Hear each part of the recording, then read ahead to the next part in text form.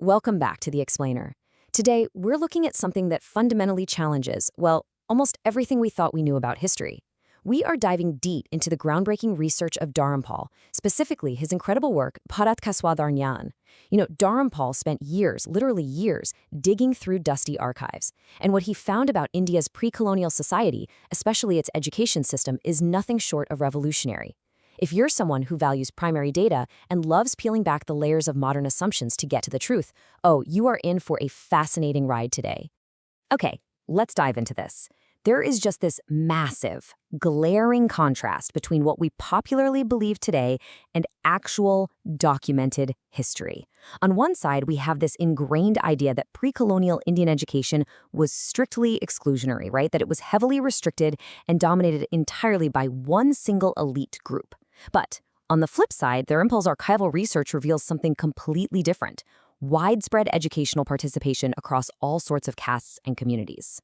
We are going to look directly at the hard data today that completely upends that popular modern myth. So, it forces us to ask a really profound question. What happens when raw historical data completely contradicts everything we thought we knew? How exactly do we reconcile the narrative we've all been taught with the stark ink and paper reality of the archival evidence? Today, we are playing historical detectives. We are solving the puzzle of how a thriving system was totally forgotten, and we're examining the exact records that bring it back to light. All right, here's our roadmap for this explainer. We'll start with the manufactured caste narrative, then examine pre-colonial indigenous education, and review the surprising data from Munro and Adam. From there, we'll hit the non-Brahmin majority, disrupting traditional society, and finally wrap up with the lasting colonial legacy. Let's get to it. Section 1, the manufactured caste narratives. So to understand how our current historical assumptions came to be, we first have to look at the source of Dharampal's counter-evidence. Why is it so remarkably credible? Well, it all comes down to a concept we can call the hostile witness. See, Dharampal doesn't rely on ancient mythology or even biased local accounts to prove his point. Instead, he brilliantly uses the colonizers' own administrative records. We're talking about hard data collected by 19th century British colonial administrators. Think about it. These administrators were there to map, conquer, and collect revenue. They had absolutely no reason to flatter Indian society or exaggerate its successes. Because this data comes from what is essentially a hostile witness, its documentation of a thriving, inclusive society becomes an unshakable historical truth. You just can't argue with their own numbers.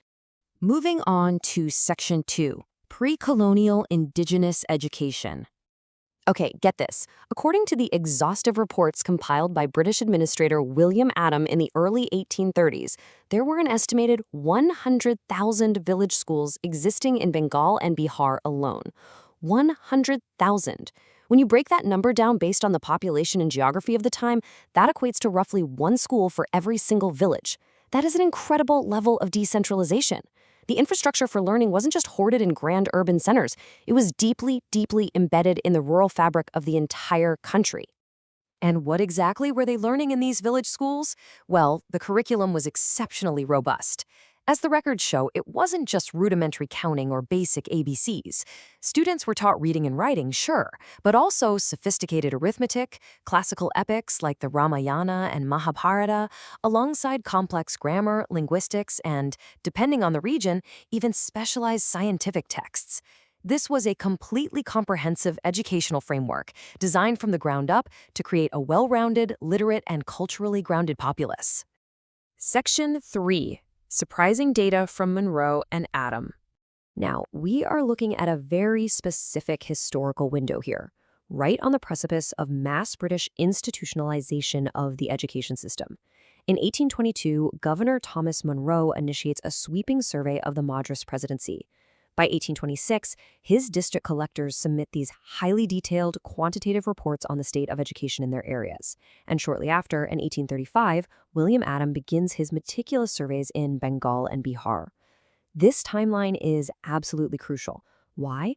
Because it captures the indigenous system functioning in its natural state, right before sweeping colonial economic policies came in and changed everything. Now, what's really interesting about this slide is seeing Dharampal's compilation of this historical text. He systematically goes through the original colonial documents, extracting the exact demographic numbers that the British district collectors themselves wrote down during those 1820 surveys. Let me be clear, this isn't some modern interpretation or guesswork. This is raw data collection pulled straight from the archives. Section 4. The non-Brahmin majority. When Dharampal tabulated the colonial archives detailing the caste-wise distribution of boys in Madras presidency schools, well, the findings were pretty shocking to modern sensibilities. These figures lay out, district by district, exactly who was sitting in these village classrooms. And it proves, beyond a shadow of a doubt, that the subsequent claims of total educational exclusion were just historically inaccurate. To make this data a bit clearer, let's zoom in on the specific district of South Arcot in the Tamil-speaking region. The demographics here are honestly astounding. According to the British collector's own numbers, 84% of the students in these indigenous schools were from Shudra and other non-Brahmin castes. 84%! Only 16% were Brahmins and other upper castes. So the vast, overwhelming majority of students receiving this robust curriculum were the very people modern narratives claim were entirely barred from learning. Crazy, right? And this brilliantly illustrates that South Arcot was not some isolated anomaly. Look at this. In Salem, Shudra and other caste students made up 71% of the classroom. In Shinglepet, it was 71.8%. Even down in Malabar, they accounted for 54%, compared to a 20% Brahmin student population. To put that into perspective, this high participation rate among the working and agricultural castes was a highly consistent, widespread trend across the entire presidency. The indigenous system was undeniably, measurably broad-based. Section 5. Disrupting traditional society. So, if this inclusive, thriving system existed, and we know it did, what on earth happened to it? Well, the disruption was essentially administrative and economic. Here is exactly how the system was choked off, step by step. First, the British centralized land revenue collection. Traditionally, a chunk of village revenue was just kept locally to fund community institutions, including those schools. But the new colonial policy redirected all that wealth straight to the central state. Second, as a direct result of that, the local funding for village schools was completely destroyed. The teachers simply couldn't be supported anymore. And third, the colonial administration introduced an English-educated officer class. This made the traditional vernacular education suddenly, well, completely useless for gaining employment or any sort of social mobility. You see, the decay of Indian education wasn't due to some inherent cultural flaw, as we are so often told. It was a direct consequence of a massive economic shift. The move from decentralized village support to centralized colonial revenue collection quite literally starved these indigenous institutions of their financial lifeblood. Without resources to pay the teachers or maintain the spaces, those 100,000 village schools simply withered away. Section 6. The lasting colonial legacy. So, how do these 19th century administrative disruptions connect to the societal structures we see today? Well, the source texts detail a really profound psychological and cultural shift. By imposing a foreign administrative system and cutting off traditional education, the colonial era created deep, deep social rifts. It wasn't just a loss of schools, it was a complete crisis of confidence. The imposition of European views onto the newly formed administrative structures resulted in a massive loss of indigenous self-worth. Basically, people were taught to view their own rich, inclusive heritage as backward and exclusionary. The consequences of this disruption are stark.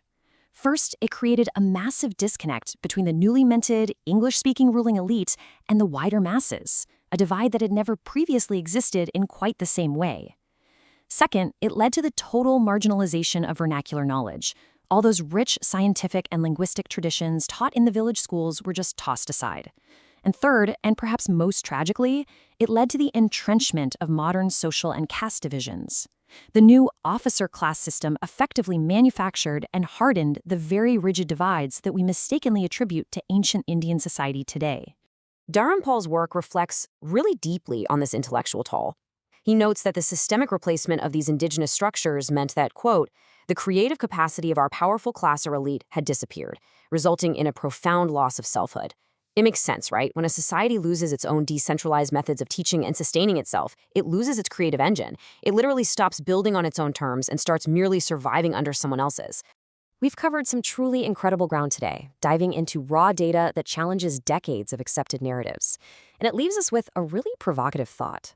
How much of your worldview is based on manufactured historical narratives? If we don't take the time to look at the primary data ourselves, we run the massive risk of inheriting the biases of those who wrote the history books. So keep questioning, keep seeking out the raw data, and as always, never stop being a focused learner. Thanks for joining me on This Explainer, and I'll see you next time.